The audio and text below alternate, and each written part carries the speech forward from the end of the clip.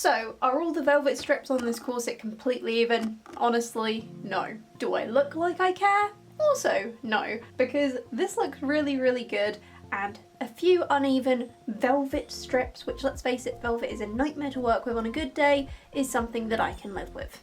Because it's sparkly and it looks really nice. Hello and welcome to Annabelle and Ben's Antics. Today we are following on from last week's video where I made classic Disney villain Vanessa by making her counterpart Ariel from the animated Little Mermaid. But why am I making Ariel, do you ask? Well, that is easy. That is because the Little Mermaid live action movie comes out this week and I want a costume to go and watch it in. Unfortunately, occasions to wear cosplay are few and far between, so of course I'm going to take every opportunity, and if that means going to the cinema in a corset, then that is exactly what we are going to do. If you like this cosplay and want to make your own, please do check out my Ko-fi, link is down below, where the PDF downloadable sewing pattern is available for free. And with that, let's get on with it! As with a lot of my makes these days, our story starts back in the UK, where after patterning Ariel's bodice as part of my easiest way to make a corset video, I took the leftover grey fabric from my Sally dress and cut out the lining of the corset, which I was also using as a mock-up. Then, happy with how that came out, next was a fabric that I got as part of my $20 fabric haul for outside of the corset. That was all cut up before it was all bundled up and sent all the way to Australia, where I had the pleasure of unboxing it. One serious upside to posting myself all of these cut-up projects is that it always feels like my birthday every time I get to open one up and get to work. All the pieces were ironed as they had been rolled up for a few months at this point before I began laying everything out. But before I got pinning, I had found this length of dark blue velvet in Australia and had the idea to add some fashion lines between the corset panels.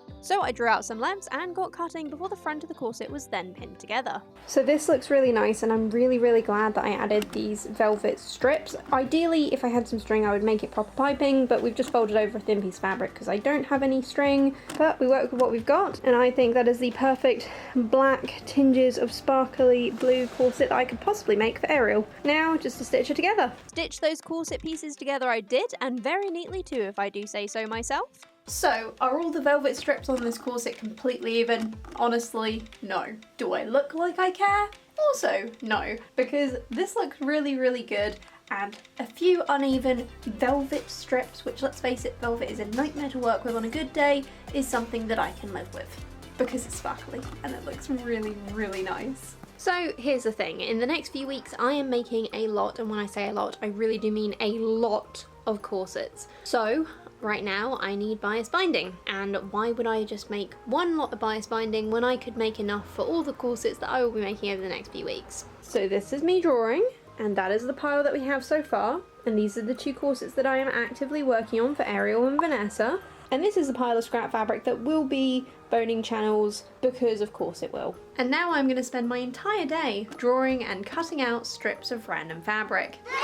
With the lining and the front of the corset now all put together, it was time to cut out some bias binding to use on the inside, as I didn't want to stitch through the two layers and have those lines show on the outside, as I felt this would look a little bit too messy. And why am I making so much, you might ask? Well, that is something that you are just going to have to subscribe to find out, but I promise it's going to be good. So I still have an entire bag of scraps that can be made into boning channels, but honestly my fingers are really starting to hurt. I haven't hurt this bag since I stopped doing computer work every single day for 12 hours a day of my life, but we have a really big pile, so I'm just going to iron those and then we can get pinning and actually get on with making the corsets rather than just spending my day cutting lines of fabric. One of these days I really need to get one of those roller cutters and the mats. Yeah, that seems like a good idea. Future goals. Those strips of fabric were ironed so that the edges were rolled over and I could stitch them without having to worry about having raw edges open to the elements. Then it was time to pin those puppies on, and boy oh boy did it look neat when it was done. So neat, I almost wish the stripes were on the outside of the corset. These boning channels were then attached using a zipper foot so that I could get extra close to their edges, as, not going to lie, with the size I made them, the boning would fit, but it was going to be quite the squeeze. However, once the channels were stitched on, I was even happier with how they looked. All of them were super neat, and there was only two places that were both less than 2 centimeters large where I'd accidentally gone off the sides of the channels and needed to go in and hand stitch. So all the boning channels are now sewn in, and what I've done is I've just fitted this so that it will go around me. I've actually lost some weight, so I always make the top layer a little bit longer just to make this fold nice and neat. So long story short, I have lost some weight, so I'm just taking about 1 centimeter off of each side, and that should make it fit me properly. Overall though, I think she's looking pretty damn nice. Certainly fits well, even if I haven't yet made the shirt that's actually going under the corset. My next task was to stitch those back edges of the corset front and lining together before I needed yet more strips of velvet to seal the top and bottom. These were measured out, drawn, and then cut out, and surprisingly I still have a good amount of this velvet left. Maybe not enough for a whole costume piece, but certainly enough for it to be used on something else. So any ideas for dark blue velvet dresses you would like to see, please let me know in the comments down below.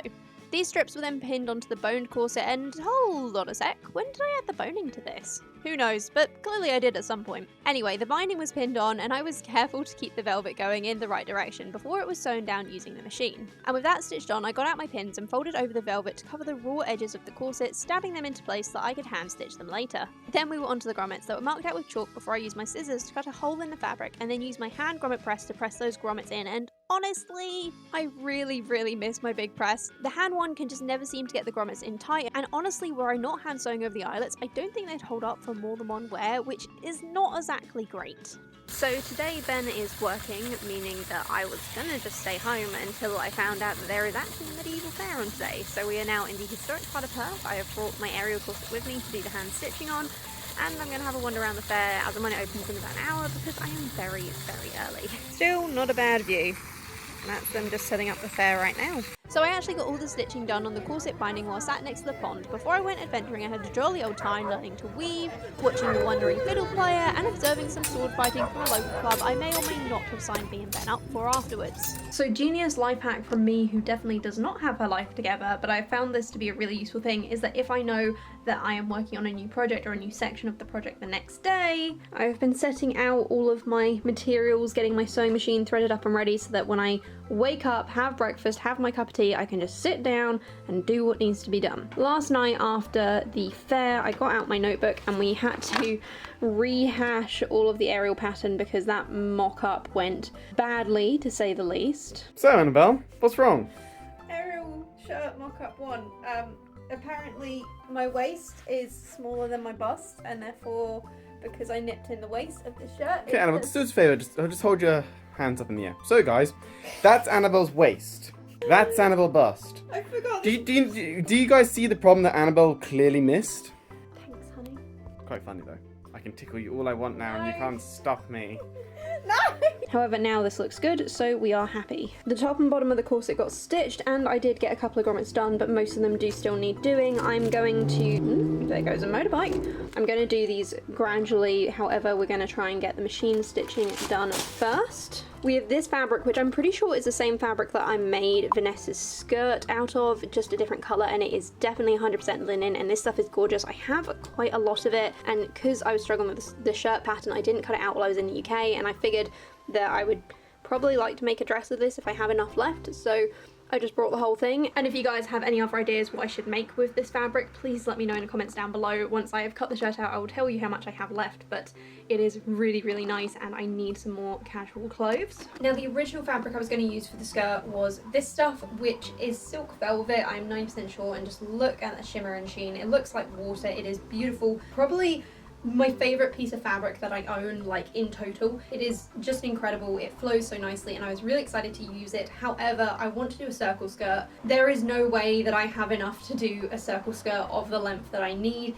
Even if I did it in 2 halves, it just wouldn't work, and so I've made the decision that I'm going to save this for another Ariel ball gown dress. And so Ben stopped off at the fabric shop. I literally sent him a picture of this and I was just like, I need some velvet, I need it to be about this colour, and it needs to preferably be non-stretch because the problem I have with a lot of velvet is it's really stretchy, and because we're putting this really awesome seashell lace around the bottom of it and it's all going to be gathered down, I need this to be able to take a bit of weight. Also, I'm going to say right now, I know this costume is going to need a petticoat and I know that I haven't made one, and we're just going to make it, we're going to wear it, and then I'm going to do the petticoats later because I think I'm going to need to do a lot of petticoats, and for that I need to get more fabric, which I just don't have right now. So Ben, bless his cotton socks, went to the fabric shop and got me this. Obviously it's not quite as shiny, it's definitely not a silk velvet, it's actually an upholstery velvet, but it is really nice. He debated apparently quite a bit on the colour because it was either this or a bit of a navy blue, and when I sent him the picture he decided that this one was definitely the best option.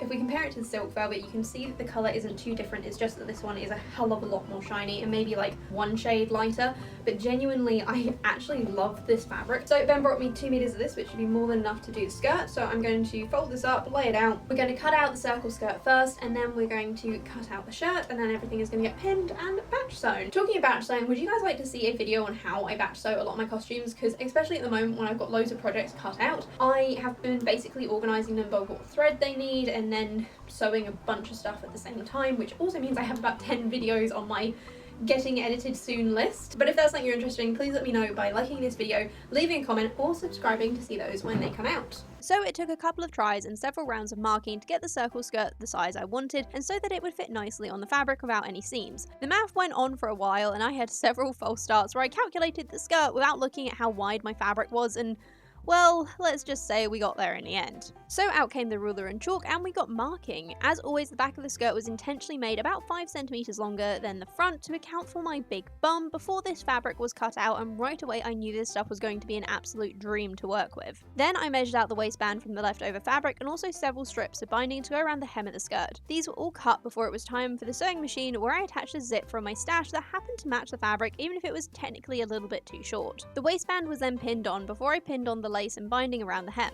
With the lace as well, my original intention was to gather it down, but thanks to a vote on Instagram and a conversation on my Discord, it was decided that it would look best if I just laid it flat. And if you too wanted to help me make project decisions, the link to my Discord is down below, where we have an awesome little community that I would love for you to join. I hand stitched the ends of the lace together, rolling them over into an enclosed seam and stitching it shut with some gold thread. I even managed to pattern match the lace, which meant from the outside the join was barely visible, and I am just a little bit proud of myself for that. After that, we moved to the sewing machine, where first the waistband and then the hem were stitched on. So after a long day of making Ariel's skirt, Ben decided to take me out to dinner, and oh my god, just look at this Japanese food. It looks amazing. But very expensive, unfortunately. I think it will be worth it. With both the skirt and the corset just having their hand stitching left, the next morning I at last braved myself to tackle the nightmare of a shirt, starting by ironing this absolutely gorgeous fabric. I then drew out and pinned the pattern I'd come up with before cutting it all out. And if this looks familiar, yes, I am following Bernadette Banner's pirate shirt tutorial with adjusted measurements and an altered neckline to make it match Ariel's outfit in the movie. Also, if you would like the sewing pattern for this whole outfit, it is available for free over on my Ko-Fi. The link is in the description down below, and while you're there, I'd really appreciate it if you consider dropping me a donation towards my future projects, so that I can make even more awesome things for the YouTube channel. So as you can see, I actually have quite a bit of this fabric left. I am super happy with this, because the one thing I'm not making, well, other than the petticoat, the one thing that I'm not making for this costume today is Ariel's bow to go on the back of her head. Reason being that I want to experiment with how to make a really good, really supportive bow, and for that I need some specific materials that at the moment I do not have the money to buy. So we're just going to save this. At the end of the day, I'm probably going to do quite a few alterations to this before I wear it to a convention. I'm looking at the skirt thinking that some embroidery would be really, really nice, but for now I just want a wearable costume that I can take to the beach and have some fun in. So we're going to save this. It will be the bow eventually, just not today. Next was to pin it together, starting with running the binding around the neck hole before rolling what was going to be the open bit of sleeve by the cuff and sealing it with a top stitch. After that, it was onto the gathering thread along the sleeves both at the shoulder and the cuff.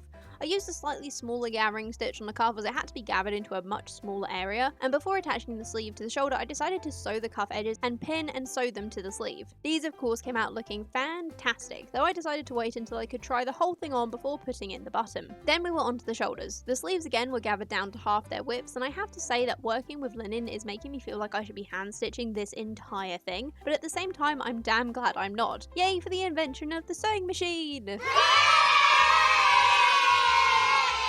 But with the shoulders attached and overlocked to stop any fraying from raw edges, it was time to put in the gussets, overlocking again, and then at last stitching and sealing the sides. With that, the last thing to do was hem the base of the shirt. Honestly, I could have done this by hand, but the machine stitches were fading into the fabric so nicely, I just decided not to. And with that, we had a kind of wearable shirt. Ta-da! I know, it doesn't look amazing just yet. We need to finish off the neckline, finish off the cuffs. Hem is actually good. However, this looks amazing. So that is it for the sewing machine for the whole of this project. Nothing else needs to be done. It is hand finishing the shirt, hand finishing the skirt, hand finishing the corset, and we will have an Ariel cosplay. If I had to change anything about the shirt, I probably would just make the armholes maybe an extra just 5 centimeters bigger, because if I'm being honest, they're a little bit tight, but then it also kind of hangs off the shoulder, so it doesn't matter if the armholes are a little bit tight. And this is giving me such pirate vibes. I am so happy. There is actually a pirate Ariel image that has been on my Pinterest for ages that I'm 90% sure this shirt would be perfect for. Let me know in the comments down below if you want to see me make pirate Ariel, because now that is going to live in my brain forever. And also I'm really glad that I added the extra length onto the shirt. I mean, I may as well, otherwise I would have had a 10 centimeter strip of just stuff that I couldn't use of fabric. And what it means is that now I can actually put this shirt into my everyday wardrobe with a fashionable belt and some leggings. Yay! So the hand stitching began, and hell, I had a lot to do. I began with the shirt cuffs, then moved on to the collar before grabbing out this packet of seashell buttons that Ben brought from a vintage shop for me to use on the cuffs, and hand stitching a buttonhole on each one. And honestly, the hardest part about this whole process is that the thread matched the fabric almost perfectly, making it incredibly hard to see, especially because I'm partially colourblind on a good day. But we still got it done. Then we were onto the skirt. Here I began with the waistband, once again using a seashell button and hand stitching the buttonhole to hold it in place above the zip. And a side note here, if you ever use a seashell button, never put that garment through the washing machine without removing them first. Honestly, seashell buttons are just kind of delicate, and I've learnt the hard way that it's really worth just cutting them off before putting them in the washing machine and then sewing them on again afterwards, especially considering that the seashell buttons tend to be quite expensive and quite hard to replace. Then I had to pin and stitch the hem of the skirt, covering that raw edge. After that, for good measure, I did an overlocking stitch over the edge of the zigzag. I don't think this fabric is prone to fraying, but I figured better safe than sorry, and so that layer was done too. Looks like a pretty decent Disney bound if I added a black waistcoat, to be honest. But Disney bounding is not the goal. No, we are wanting a full-on cosplay, and that means finishing the corset, and at last completing those grommets. I hated doing this, no two ways about it. I completely detested this part of the process, but we got it done, and with that, it's time for the grand reveal.